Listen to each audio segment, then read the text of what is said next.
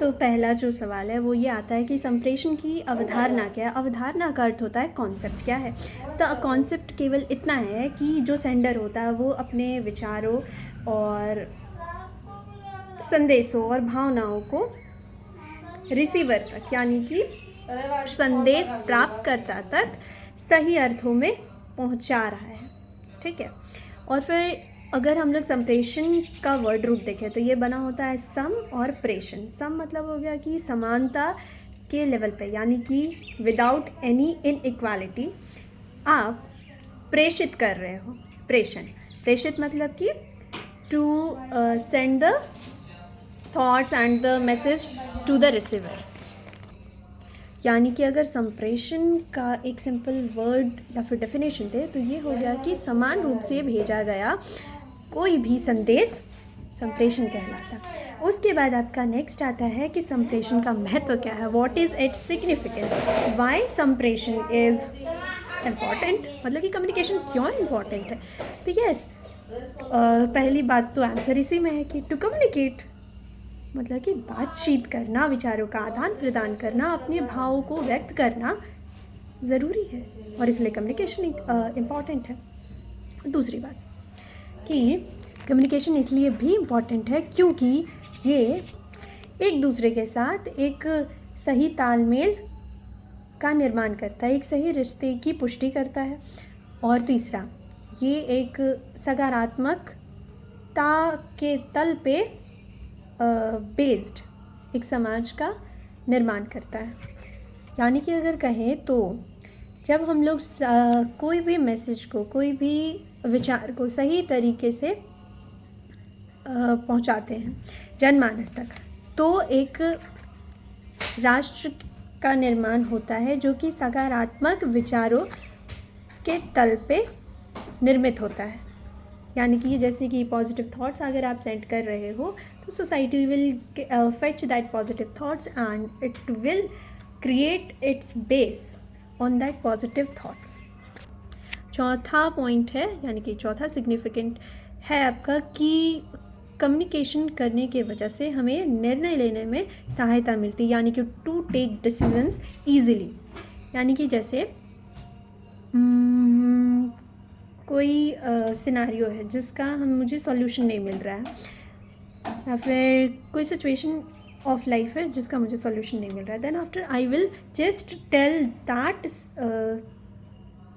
Stage और that problem to my friend, and हो सकता है कि बताते बताते वो मुझे कुछ उसमें हेल्प कर सके, सॉल्यूशन दे सके, या फिर हो सकता है कि मैं भी बता रही हूँ और उसी बीच मुझे खुद से एक सॉल्यूशन मिल जाए। और दूसरा, शिक्षण और विकास, यानी कि अगर मैं कोई टीचर हूँ, ठीक है, मान लीजिए हिंदी की टीचर हूँ, तो अगर मेरे पास हिंदी विषय पे जो भी शिक्षा है, जो भी मैंने पढ़ा है, जैसे कि कवियों के बारे में, लेखकों के बारे में, तो वो सब शिक्षा का ही तो एक उदाहरण है। तो अगर मैं वो आपको बता रही हूँ, ये हो गया शिक्षा का एक विकास, यानी कि एजुकेशन को स्प्रेड करना, अवेयर करना, दैट इज़ ऑल। उसके बाद आते हैं संप्रेषण के टाइप्स पे कि उसके कितने भेद हैं।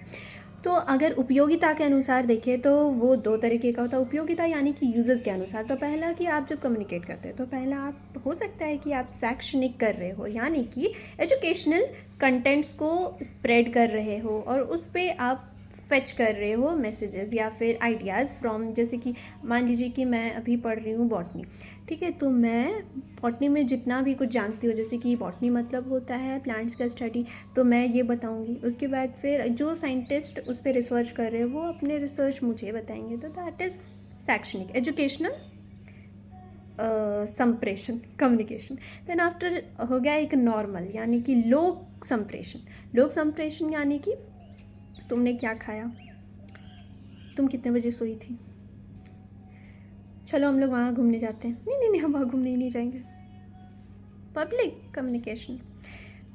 और फिर इसका दूसरा जो प्रकार होता है कम्युनिकेशन का वो ये है व्यक्तिगत और सामूहिक। व्यक्तिगत यानी कि पर्सनल, एंड सामूहिक यानी कि इन द ग्रुप।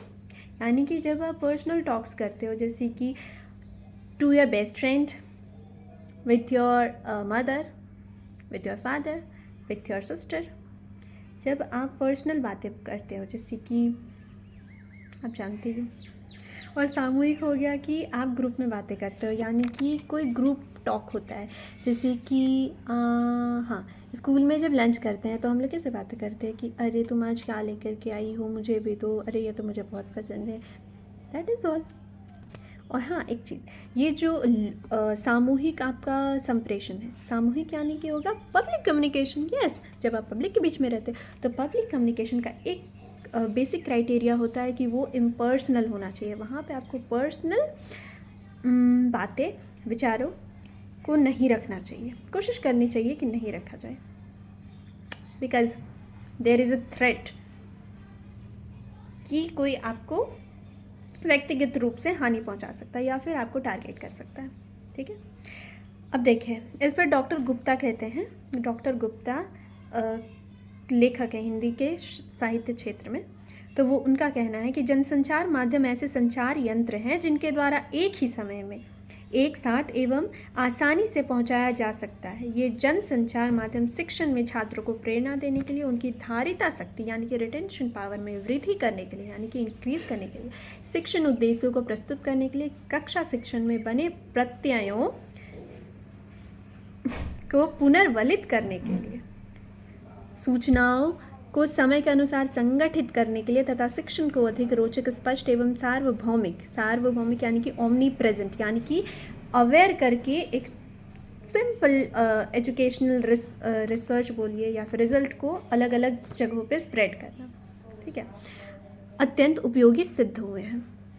तो देखिए, जब आप उत्तर देते हैं अपने आंसर शीट में, तो बेसिकली हिंदी में ये होता है कि हमारी ये गलतफहमी होती है कि कितना भी लिखो हिंदी में मार्क्स ही नहीं आते। भाई साहब, आप सही तरीके से लिखोगे तब ना हिंदी में मार्क्स आएंगे।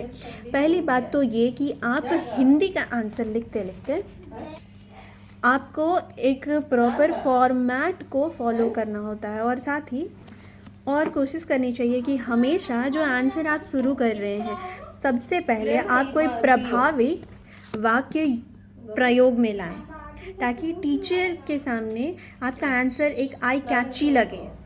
और साथ में कोशिश करें कि एक प्रॉपर, क्या बोलते हैं उसको, पैराग्राफ वे में आप आंसर लिखें, और साथ में ही जो सवाल पूछा गया है प्रॉपरली उस पर आंसर दीजिए। और उसके साथ जैसे कि संप्रेषण में अगर आपको क्वेश्चन पूछा गया तो आपको कोशिश करना है कि जो इसके पीछे, जैसे कि अभी मैंने डॉक्टर गुप्ता की बात की, ठीक है, तो इनका कहा गया डेफिनेशन लिखिए।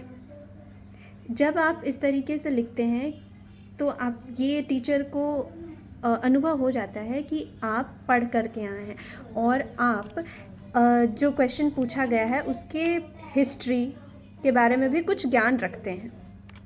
और साथ में ही अगर कोशिश करें कि थोड़ा आप डायग्रामेटिक वे में उन चीज़ों को प्रेजेंट करें। जैसे कि हम डायग्राम बना सकते हैं कि संप्रेषण करता एरो मार्क देकर के संदेश, और उसके बाद एरो मार्क देकर के संदेश प्राप्त करता, ये होता है संप्रेषण।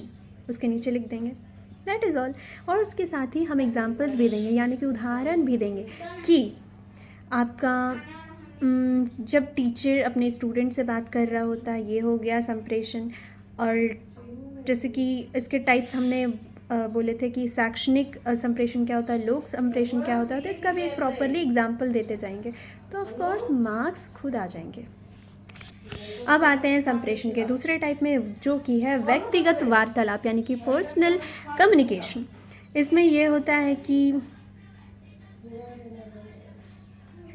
देखिए यहाँ पे तो पर्सनल टॉक का एक एग्जांपल ये भी है कि जब एक स्टूडेंट अपने टीचर से बात कर रहा होता है कि sir I am not getting this point, so please explain me this, my problem is that कि मुझे क्वेश्चन समझ में तो आता है बट आंसर लिखते वक्त मेरे साथ ये प्रॉब्लम होता है, मुझे ये समझ नहीं आता, मुझे नहीं पता चलता है कि आंसर राइटिंग कैसे किया जाए। तो तब जाकर के टीचर जो है एक स्पेसिफिक स्टूडेंट को समझाता है कि बच्चा, तुम्हारा प्रॉब्लम है ये है कि तुम समझते तो हो लेकिन लिखने की कोशिश ही नहीं करते, तुम प्रैक्टिस ही नहीं करते हो घर पे। तुम 10 बार लिखो, इस आंसर को लिख करके दिखाओ, मतलब कि वो पार्टिकुलरली एक इंडिविजुअल पे फोकस करते हैं टीचर, तो इसे कहते हैं व्यक्तिगत संप्रेषण। अब देखिए इसके फ़ायदे बहुत हैं, मेरिट्स कि यहाँ पे जो बालक है यानी कि जो स्टूडेंट है जो सीखने आया उस बच्चे का लेवल चेक किया जाता है कि आखिर उसका रूट काउज क्या है कि वो समझ नहीं पा रहा है, और उस पर काम किया जाता है टीचर्स के द्वारा। और उसके बाद ही ये ज़्यादा इफ़ेक्टिव भी है क्योंकि हम लोग तो जानते हैं कि सीखने की प्रक्रिया को एक हॉलिस्टिक वे में लिया जाता है, यानी कि अगर टीचर्स जाते हैं तो वो स्टूडेंट्स को एक ग्रुप में पढ़ाते हैं, ठीक है, और फिर वो समान रूप से कम्युनिकेट करते हैं। हमने अभी पढ़ा था कि संप्रेषण यानी कि समान रूप से, यानी कि इस तरीके से समझाते हैं कि जो मंद बुद्धि बच्चा है और जो तेज बच्चा है दोनों को आसानी से समझ आ सके। लेकिन कुछ बातें मंद बुद्धि बच्चों के लिए कॉम्प्लेक्स हो जाती है और कुछ बातें जो तेज बच्चे हैं उनको बहुत ज़्यादा बोरियत वाली लगती है, ठीक है। तो यहाँ पे ये होता है कि जब वो मंद बुद्धि एक्चुअली में जाकर के टीचर से पूछता है तब उस पर पार्टिकुलरली फोकस करके उसके हिसाब से बताया जाता है। और वैसे ही तेज बुद्धि वाला जो बच्चा है वो पार्टिकुलरली आकर के पूछता है तो उसे उसके लेवल के क्वेश्चंस के आंसर मिल जाते हैं, उसे कोई पकाऊ आंसर नहीं मिलता है। So this one. और इसमें ये होता है कि एक एक्टिव पार्टिसिपेशन होता है, एक मनोवैज्ञानिक तरीका है ये सीखने का यानी कि साइकोलॉजिकल। और ये व्यक्तिगत संप्रेषण इस सिद्धांत पे आधारित है कि सीखने की जो प्रक्रिया है वो व्यक्तिगत होती है। ऐसा नहीं है कि अगर एक ग्रुप है, अगर उसे ज्ञान है किसी बात का, अगर उसे पता है तो उसमें से हर एक बच्चा को पता होगा, जी नहीं, it is an individual process. अब आता है डिमेरिट्स में, यानी कि पर्सनल जो कम्युनिकेशन है उसके क्या डिमेरिट्स हैं। तो भाई देखिए, क्लास में आपके 60 बच्चे हैं, टीचर हर एक के पास जाकर के हर एक को 1 घंटा 2 घंटा नहीं दे सकता है। So this is proper waste of time. और हर टाइप की सोसाइटी, हर टाइप का समाज इस पर्सनल कम्युनिकेशन को अलाउ नहीं करता है। यस, कुछ अपने बैरियर्स होते हैं, कुछ अपने लिमिटेशंस होते हैं, कुछ अपने बाउंड्रीज़ होते हैं जिसे कहते हैं कि पर्सनल बाउंड्रीज। तो आप ऐसे यूँ जा कर के किसी के भी ऊपर जजमेंट्स या फिर उसको शिक्षा नहीं दे सकते जब तक कि वो खुद रेडी ना हो उसे लेने के लिए। और सबसे दूसरा कि कुछ जो सीखने की कलाएं होती है जैसे कि संगीत हो गया, गायन हो गया, कविता कहना, और जो बैठक होती है वो समूह में ही पॉसिबल है, उसे आप पर्सनली इंडिविजुअली जा कर के नहीं बोल सकते। और क्योंकि ऐसे में बच्चों में कंपटीशन लैग कर जाता है और जिसकी वजह से उसे ऐसा लगता है कि वो सबसे ज़्यादा तेज है, और उसे ये कभी पता ही नहीं चल पाता है कि समाज में उससे भी तेज बच्चे हैं। तो उसे वास्तविकता से दूर कर दिया जाता है। उसके सीखने की जो प्रक्रिया होती है वो एक सामाजिक स्तर पे समाज के बराबरी में नहीं आ पाती। अगर उसका लेवल यहाँ रहता है तो वो केवल अपने लेवल पे ही बेस्ट हो पाता है। तो ये ज़रूरी है कि अगर कम्युनिकेट कर रहे हैं तो वो पर्सनल होने के साथ इंट्रापर्सनल भी हो, यानी कि सामूहिक भी हो। अब आते हैं हम लोग कलेक्टिव संप्रेषण में, कलेक्टिव कम्युनिकेशन में। सो यानी कि सामूहिक संप्रेषण। तो इसमें ये होता है कि एक समूह में, एक वर्ग में बातें होती है, जैसे कि टीचर अपने एक क्लास को जब एड्रेस कर रहे होते हैं, ठीक है। तो इस पर रायबर्न का कहना है, रायबर्न जो डेफिनेशन देते हैं वो ये है कि यह विधि छात्रों को सुझाव और नवीन ज्ञान प्रदान करती है। और इसके मेरिट्स क्या है, तो इसमें तर्क शक्ति, यानी कि कोई बच्चा तर्क करता है तो कोई वितर्क करता है तो दूसरा बच्चा कुतर्क भी कर देता है। तो इससे क्या होता है, लर्निंग का प्रोसेस और भी ज़्यादा इफेक्टिव हो जाता है, और भी ज़्यादा दिमाग में पचने वाला हो जाता है, डाइजेस्टेबल हो जाता है। क्योंकि एक ही टॉपिक पे जो टीचर पढ़ा रहे थे उस पर अलग अलग लेवल के क्वेश्चंस पूछे जाते हैं बच्चों के थ्रू। अब दूसरा कि इसमें अनुकरण की भावना भी जागृत होती है, यानी कि जब टीचर आपको कुछ भी किसी टॉपिक पे कुछ बता रहे हैं तो आप उनका